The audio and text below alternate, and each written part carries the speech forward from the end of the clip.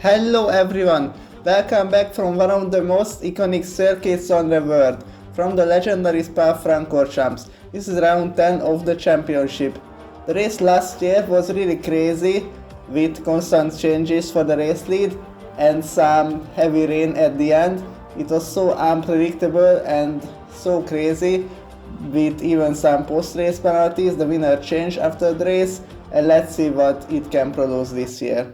Marc Sanchez is back on pole, Alex Magis next to him on the front row, Reinach is only P3 this time, 5 lights on, and he slides out and we go here in Spa-Francorchamps. Terrible start for Alex Maggio, they made contact with Campos, who sends it down the inside. Sanchez lead and Campos and Maggio had a little bit of contact. Campos has to go off the track as well as Reinach in the Proyecto. He's losing so many positions. Akin lost 3 positions, drops down to P6. Sanchez has a huge lead already into Oruge, but Maggio is under pressure from Gael Campos, who is driving for Neokurapin this week. Behind them comes Lucas Moon and Joe Giratna. Reinach is already P6 and Campos is making a move.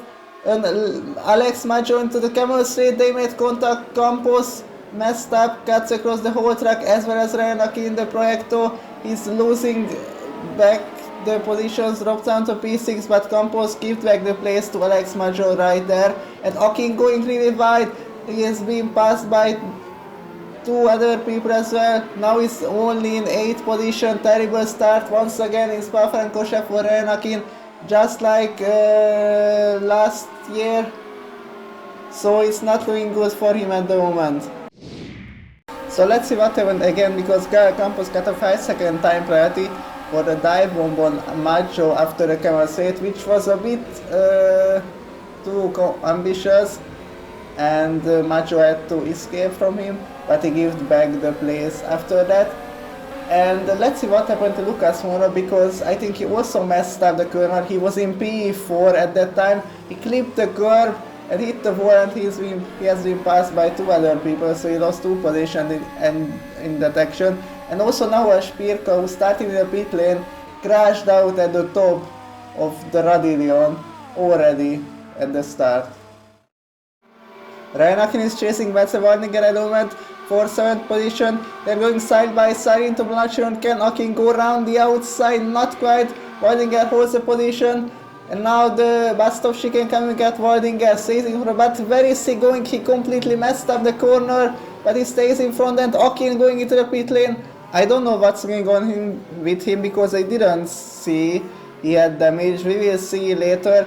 Meanwhile, Jakob Richard is now attacking Warninger for 7th position. They made a little bit of contact, then Jakob Richard gets the inside and Chazan went a little bit wide. Gianfranco overtook him. There was a little bit of contact between him and the other Master Mechanist car, I think, but the positions remain, and not really, because Richard lost the car into the same place where Spirka also crashed out at the first lap, and is getting overtaken by Chazan, so he repasses. And Beneguiti sends it in. Oh my god, that was way too dangerous. And his car is upside down, and Richard sends it in again. They made another contact, but goodbye Chazan stays in front of Jakob Richard. So we have some answers, because Reinach got a stop-go penalty for a jump start. So let's see. Yeah, but this is not really fair, because he just moved by 0.01 seconds before the lights. But he got a penalty by the game. And we have another accident, because Diogo Meneghiti completely misjudged the corner into Lassos and completely wiped goodbye Chazan from behind, and get a huge 30-second penalty. We are back to level. Mats Warninger is under pressure from Hamis. Gianfranco messed up the corner again, just like the last lap. They almost made contact, but Gianfranco makes the position. And this is the battle for the race lead. Now Alex Maggio trying to make a move on Marc Sanchez at the end of the camel straight, but he backs out of it, so Sanchez holds the lead for the time being. Meanwhile, Jakob Richard and Kublai Chazan going wheel to wheel again. Jakob Richard passes the Turkish driver into Oruge, but he's lagging a little bit, slides onto the grass and loses the place and spins out once again. Just like a lap ago, and he will be passed by Diogo Meneghiti as well. And we have the first retirement of the race, because now Spirka crashed out again, this time in a different place, but he is the first one who is out of the race. These three guys are fighting really hard for ninth position. Menegötti covers the inside and Gabriel goes fully round the outside into Pion. Beautiful overtake by the Hungarian, gets past Diogo Menegötti. Meanwhile, Macho and Sanchez going wheel to wheel for the race lead. Macho on the outside, can he take the lead? At the same place just like where he did last year, goes around the outside. Beautiful overtake by Alessandro Macho. He's the new race leader in Spa. But he's one of fire to immediately on the next lap. Marcel just pulls out from the slip rim, gets the inside, but he's a little bit behind. Then the Italian, let's see, Macho holds the position on the outside, so Sanchez couldn't repass him. Meanwhile, Richard sends it into Lassort, but he went a little bit too deep. This could be good by Susan for the switch back to remain in 9th position, but Gabriel gets the position once again. So we were too good by Susan for the second or third time in a row. They're approaching into the Orus section, and Richard lost the car, and oh my god, it's an enormous crash for the Alpha Team driver. He's out of the race. What on earth happened there? On board with Gabriel going through Orus fine, but he lost the car, tried to correct it, and a huge accident. Oh my god, this is so big. I've never seen that heavy incident before. And the two Rebellion teammates fought. Meanwhile, Lucas Murno got past Ignacio Martin. There was a little bit of contact between the two of them, so it was not ideal, but Murno is ahead. Ryan Akinez caught up to Diogo Menegötti after the penalty what he got at the start, and someone is off. I think it's good by Chazan in the Neo Cupra. The huge crash. He's the second driver who has crashed out in Orus, but let's see, because now Akin going wheel to wheel with Menegötti, but he's gonna go around the outside, not quite. Menegötti holds the position, but now Akin gets the inside line into the next corner, and he is now already in 9th position. So let's see what happened to Goodbye Shazan. I think the same, no, it was not the same, but it was a little bit of a less of an impact for him. So it's not as bad as it was for Gabriel.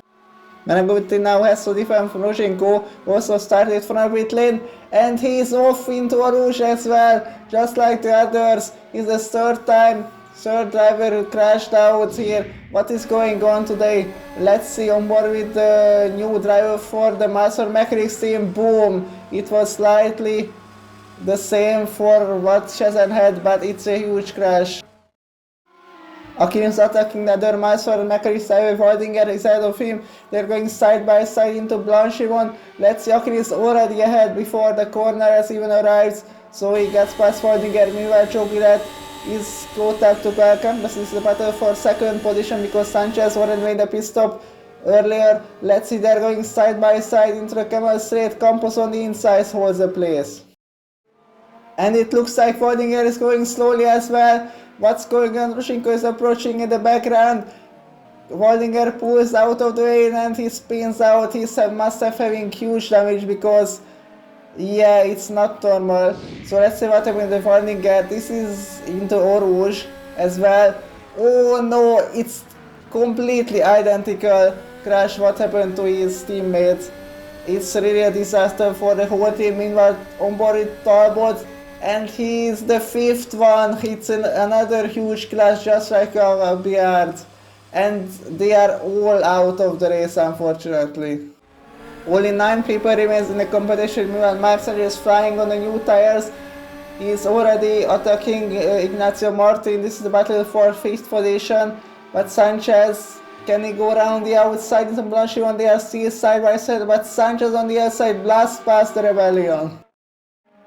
Ryan Akin in the other projector is attacking him is Gianfranco, but it's gonna be a fairly easy maneuver just like what he did on Waldinger. Meanwhile, Joe Gillette is attacking Campos once again. Campos carried his hand, but the speed difference is really insane.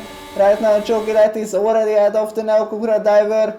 So let's see, Gillette takes second position, but Campos wanna fight back to the inside. Gillette a little bit outbreaks himself, he messed up, and Campos repasses beautiful stuff. Lieutenant Gillette really staggering, goes onto the grass. But he gets another opportunity because he's again really close, just like on the last lap. Campos covered the inside line again, but this time he's a little bit behind of the Italian. So let's see, Joe Gillette on the inside, a little bit at Campos on the inside, and Gillette now makes the position. And also Marcel just overtook Lucas Murno at the same place.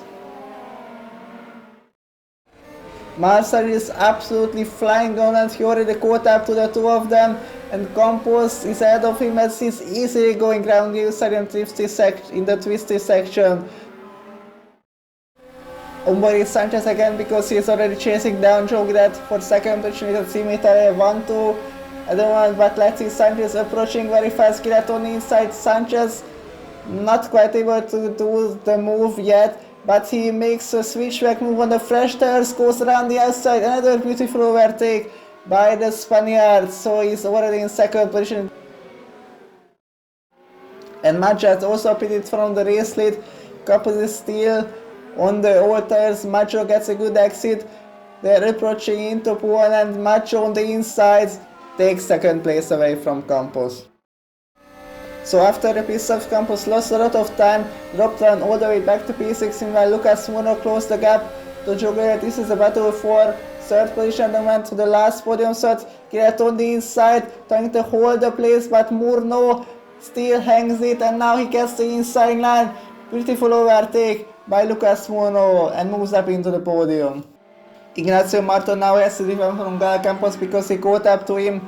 He's wanna hunt down the guys because he lost so much time in the pit stop. Can Campos score? And this was just like what Maggio did on Sanchez. The answer is yes, there was a little bit of contact between the two of them. Campos had a little bit of a bad exit and Ignacio Martin is coming back at him into La Source. He has the inside line and he's fighting back immediately. Ignacio Martin retakes P5, but Campos is really close. He gets a nice shift him. He's trying to go to the side into Orange. No, he backs out just in time from the maneuver. But now he's really close again to Rebellion, almost touching from behind. Campos is really pushing, trying to get past Ignacio Martin. They are going side by side. Campos on the outside has more speed than the Rebellion and he is already ahead of him. So he passes Ignacio Martin for 5th position. Now he covers the inside line into the Bastard Chicken because Martin is gonna fight back to him, but he's a little bit too far back and Campos stays in front. And what is going on? Ignacio Martin is in the wall. All of a sudden he was running in 6th position after Campos overtook him, but now he looks like he's completely crashed the car. So let's see. In P1 it's a really unknown place to crash the car, but he just lost the backhand and that did a complete 360 and he's having huge damage as the box to repair all the stuff. Martin dropped back all the way to last place because Joe Guidet is struggling a little bit with his car. As you can see, almost lost the car on the acceleration. Campos caught up to him, goes down the inside into La Source. Can they make the move? He went a little bit too wide and this could allow Joe Guidet the teammate to fight back. There is a little bit of contact, but Joe Guidet stays in front of Gal Campos for the time being, but he is really close. This is the battle for 4th position now at the moment. These two are battling for 2nd position at the start of the race. But let's see now, the roles are reversed. Campos attacking, Guidet gets a nice system behind the team Italian car. Let's see, can he go around the outside? Brilliant overtake by Gal Campos, who overtakes Joe Guidet for P4. And Alessandro Maggio exits a Bastard Chicken for the final time. After he overtook Sanchez, he completely dominated the race and Maggio wins in Belgium.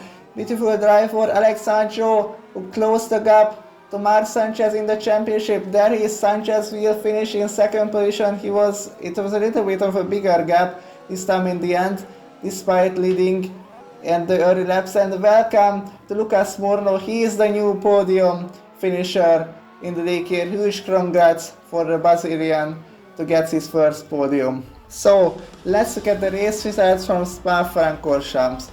Alessandro Maggio won the race ahead of Marc Sanchez by 8 seconds, and then Lucas Moura gets his first podium. Campos, a brilliant race, P4 is a really good result, best result for the Cupra team. Joe Guidet only P5 and Ryan Akin only P6, and James Gianfranco also gets his first points in the league. Let's look at the driver standings.